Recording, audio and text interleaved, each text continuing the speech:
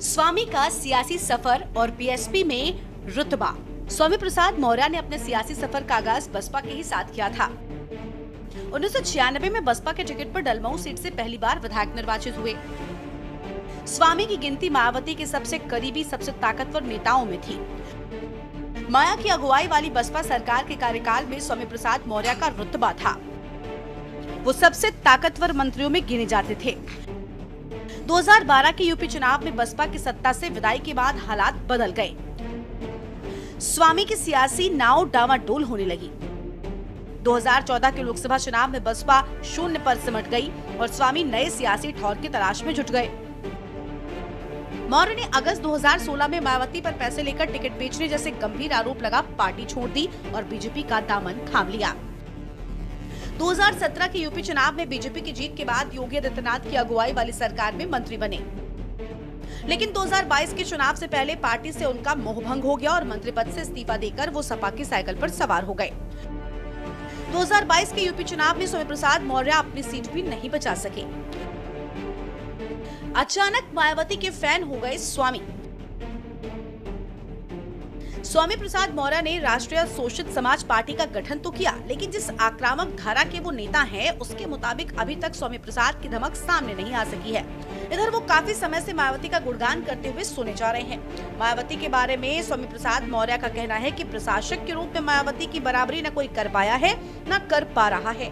राजनीतिक सूत्रों का कहना है कि स्वामी प्रसाद बसपा के साथ बेहतर रिश्ते रखकर अलग कदम उठाना चाहते हैं।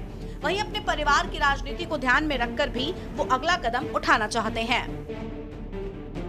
बदले बदले से लग रहे हैं स्वामी प्रसाद मौर्य।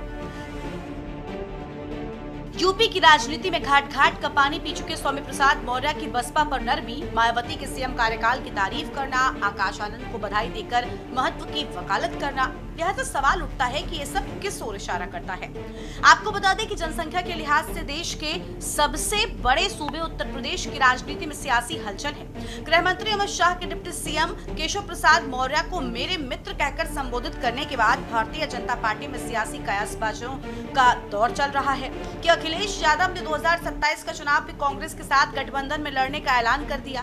बहरहाल अब सियासी चर्चा का केंद्र स्वामी प्रसाद मौर्य बन गए हैं। कभी मायावती पर निजी हमले कर गंभीर आरोप लगाकर बहुजन समाज पार्टी छोड़ने वाले स्वामी के तेवर इन दिनों बदले बदले से हैं।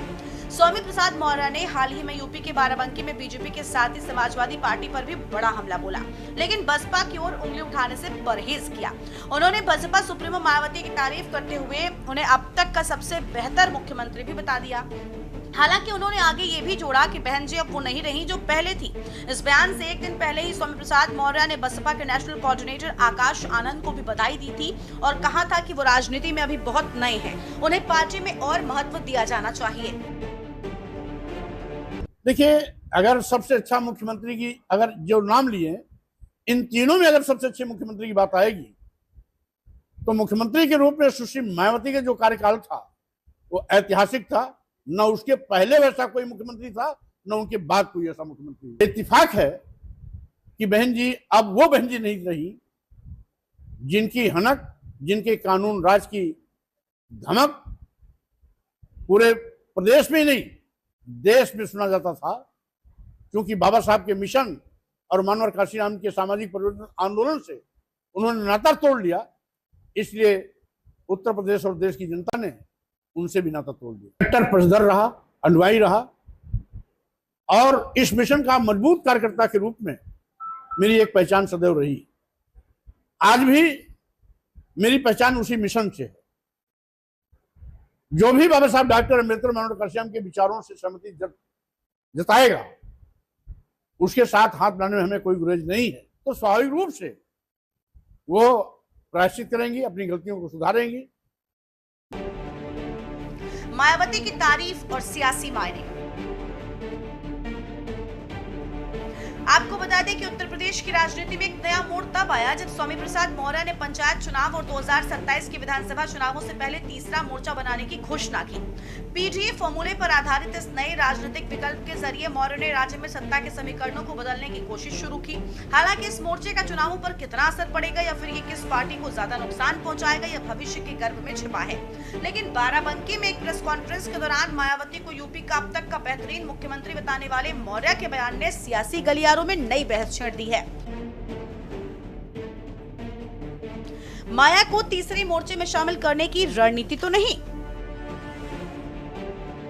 वहीं कई जानकारों का मानना है कि मौर्य मायावती को तीसरे मोर्चे में शामिल करने की रणनीति बना रहे हैं। अगर ऐसा होता है तो 27 का चुनावी समर और रोचक हो जाता है, क्योंकि मायावती की अगुवाई में बीएसपी का दलित वोट बैंक मौर्य के लिए बड़ा फायदेमंद साबित हो सकता है। हालांकि मायावती ने पहले ही साफ कर दिया है कि वो किसी भी दल के साथ गठबंधन नहीं करेंगी। फिर भी राजनीति में दरवाजे कभी बंद नहीं होते वाली कहावत यहाँ भी लागू होती दिख रही है।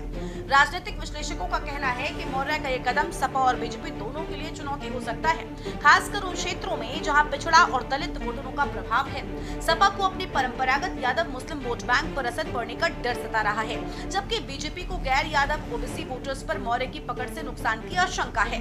दूसरी ओर अगर मायावती तीसरे मोर्चे में शामिल होती हैं तो ये बीएसपी के वोट शेयर को भी प्रभावित कर सकता है। हालांकि मौर्य की इस पहल की सफलता उनकी संगठनात्मक क्षमता और वोटर्स तक पहुंच पर निर्भर करेगी।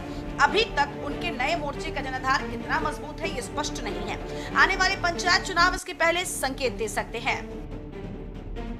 बहरहाल स्वामी के हालिया बयानों को अतीत का रुतबा हासिल करने की उम्मीद के साथ बसपा में वापसी के लिए नरम संकेत के रूप में भी देखा जा रहा है।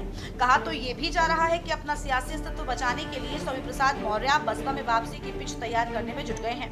बता दें कि स्वामी प्रसाद मौर्य ने भले ही अपनी पार्टी नाम से दल बना लिया हो, लेकिन मोर्चा नाम से गठबंधन बना खुद को सीएम फेस घोषित करा लिया हो, लेकिन वो रुतबा नहीं लौटा सके जो कभी बसपा में हुआ करता था।